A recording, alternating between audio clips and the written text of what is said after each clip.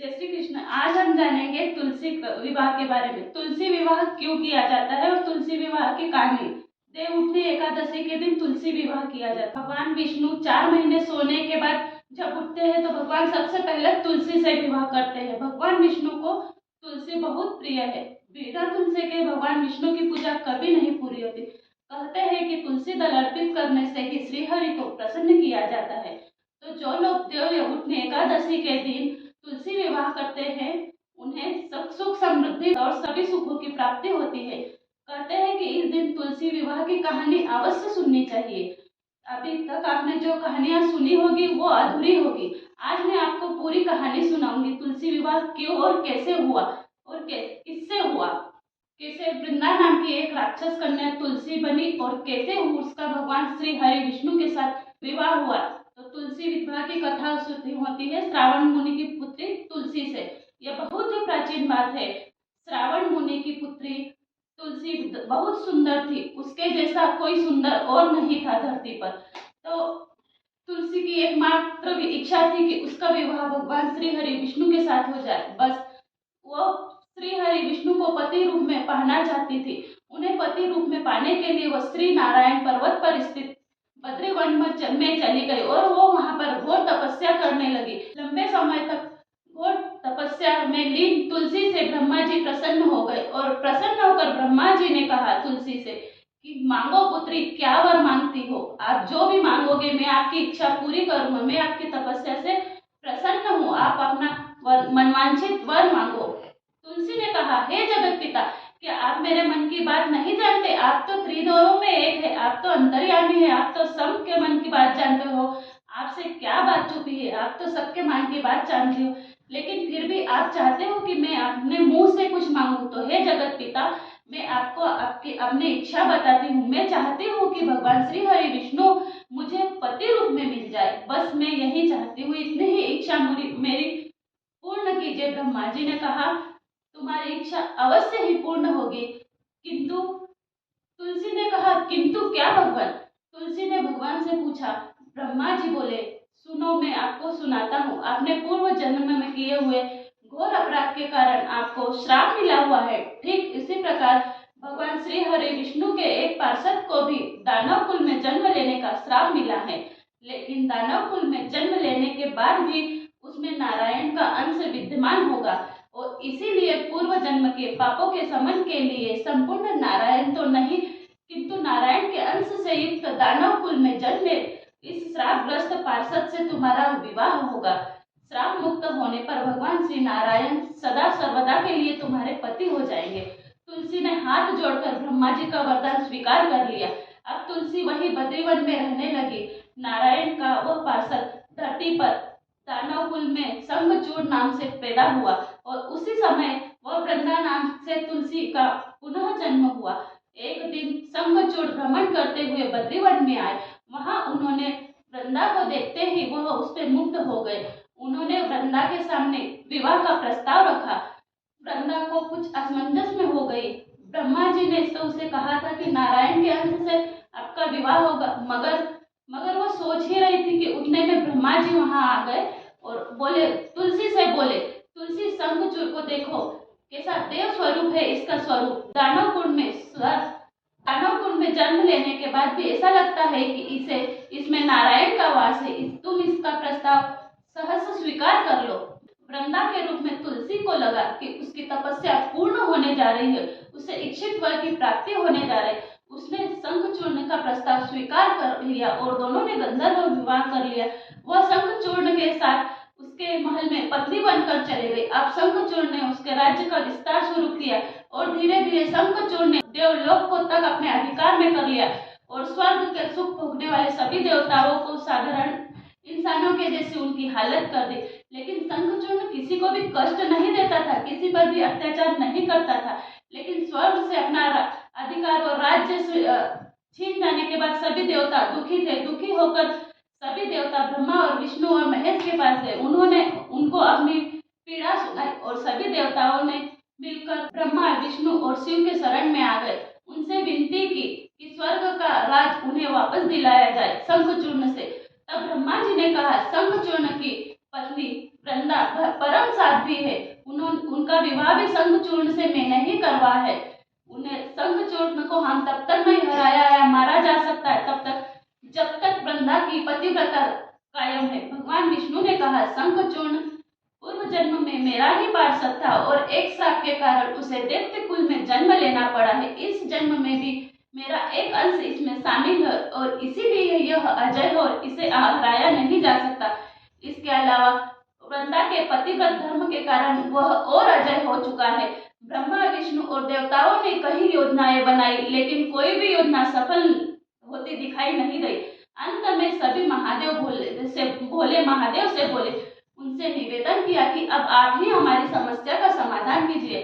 भोलेनाथ ने शंखचूर्ण के पास संदेश भेजा। उन्होंने कहा कि शंखचूर्ण से कि या तो वह उनका राज्य लौटा दे या महादेव से युद्ध के लिए तैयार हो जाए। जब शंखचूर्ण भोलेनाथ देव के पास जाके पहुंचा और उसने कहा, हे देवादिदेव महादेव, आपके लिए देवताओं का इस तरह पक्ष लेना बिल्कुल भी उचित नहीं है। अपने राज्य को बढ़ाना तो हर राजा का कर्तव्य है। तो मैंने क्या बुरा किया? मैंने भी अपने राज्य को बढ़ाया। मैंने तो कभी किसी को दुखी और परेशान नहीं किया। आप देवताओं को कहिए कि मेरी प्रजा बनकर मेरे साथ सुखपूर्ण रहे।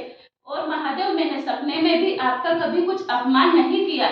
ऐसे में आपका और मेरा युद्ध शोभा नहीं देता है।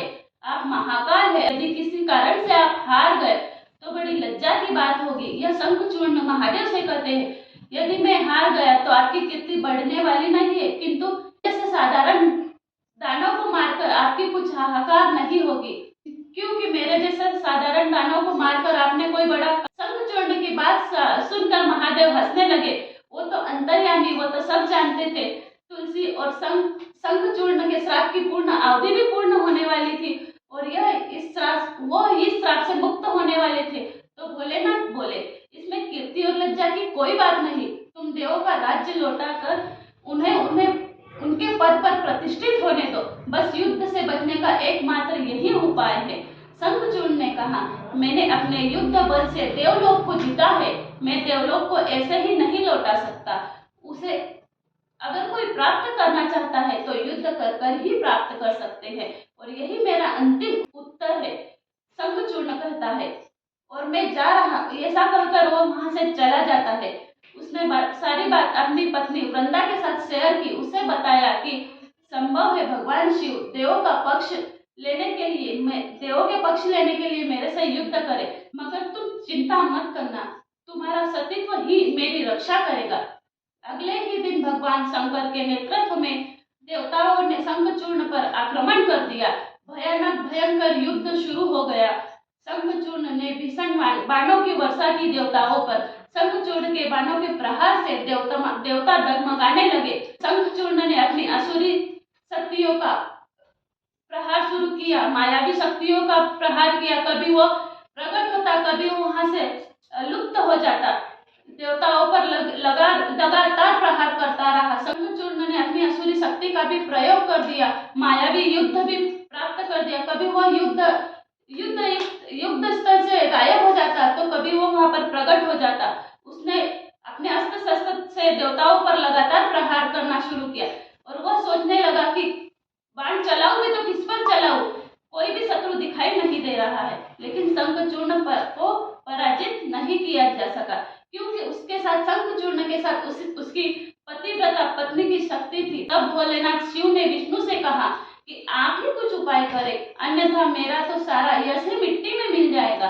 तुलसी का पतिव्रत धर्म शंखचूर्ण की रक्षा कर रहा था, जिससे स्वयं भोलेनाथ भी खंडित नहीं कर सके। तब भगवान विष्णु ने सोचा, ताकत से तो शंखचूर्ण को हराया नहीं जा सकता और इसीलिए छल का सहारा तो लेना ही होगा।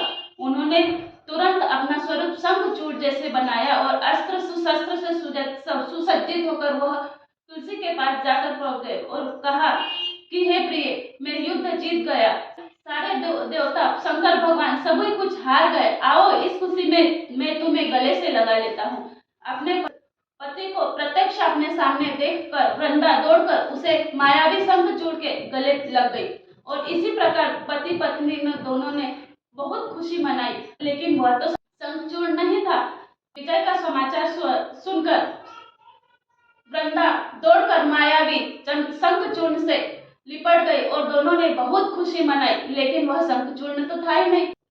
पराये पुरुष के साथ इस प्रकार व्यवहार देखते ही तुलसी का सतीत्व नष्ट हो गया और जैसे ही तुलसी का सतीत्व भंग हो गया, इस बात का पता चलते ही भगवान शंकर ने अपने त्रिशूल से उस पर प्रहार किया। भगवान शंकर का त्रिशूल शंखचूर्ण को लगते ही शंखचूर्ण बस चलकर भस्म हो गया। शंखचूर्ण के नष्ट होते ही भगवान विष्णु अपने स्वरूप में आ गए। अपने सामने एक पति शंखचूर्ण के स्थान पर अपने भगवान विष्णु को देखकर तुलसी क्रोधित हो गई और जब उसे पता चला कि स्वयं नारायण ने ही उसके साथ छल किया है, जिसे वह अपने पति के रूप में पाना चाहती थी, उन्होंने उसके साथ माया रचकर ऐसा छल किया है और उसके पति को मारा है, तो क्रोध में आकर तुलसी ने भगवान श्री हरि को श्राप दे मारा कि सुनो नारायण, तुमने छल से एक सती स्त्री का छल भंग किया है। मैं तुम्हें श्राप देती हूँ कि तुम हृदयहीन पत्थर हो जाओ। और तुलसी ने विष्णु को श्राप दे दिया। भगवान ने तुलसी के श्राप को सहस्र स्वीकार किया और कहा कि तुम्हारे और तुम दोनों को श्राप मुक्त करने के लिए ही मैंने ऐसा किया। हे देवी, तुम्हारे और शंखचूर्ण के कल्याण के लिए ही मुझे ऐसा करना पड़ा। तुम दोनों को श्राप मुक्त भी करना था। तुम भी अब शरीर त्याग कर तुलसी निर्वाह के रूप में जन्म लोगी और मेरी पूजा तुलसी दल से ही होगी। तुम्हारे श्राप के कारण मैं शालिग्राम पत्थर बनूंगा। मेरे शीश पर तुम आदर से विराजमान होगी। और सुनो, तुम्हारे पति शंखचूर्ण का बलिदान भी बेकार नहीं जाएगा। तुम्हारे पति के हड्डियों के चूर्ण से शंख की उत्पत्ति होगी और उस शंख की ध्वनि से सभी देवताओं की पूजा होगी। जहाँ जहाँ शंख की ध्वनि होगी वहां मैं स्वयं विराजमान होऊंगा। तुमने पूर्व जन्म में बद्री वन में मुझे पाने के लिए तपस्या की थी, लेकिन अब मैं अगले जन्म में मैं नारायण के स्तर में बद्रीनाथ के वन में स्थापित होऊंगा और मेरी पूजा अर्चना फल फूल से न होकर तुम्हारे तुलसी दल से ही होगी। तुम मेरे तुलसी दल पर विराजमान होकर तुम्हारा पद ऊंचा होगा। तुम मेरे सिर पर बैठोगी और कलयुग में भी तुम्हारी और मेरी शालिग्राम और तुलसी का हमारा दोनों का विवाह बड़े धूमधाम से होगा। जो भी यह विवाह करेगा देवउठनी एकादशी के दिन, वो उसे मोक्ष की प्राप्ति होगी।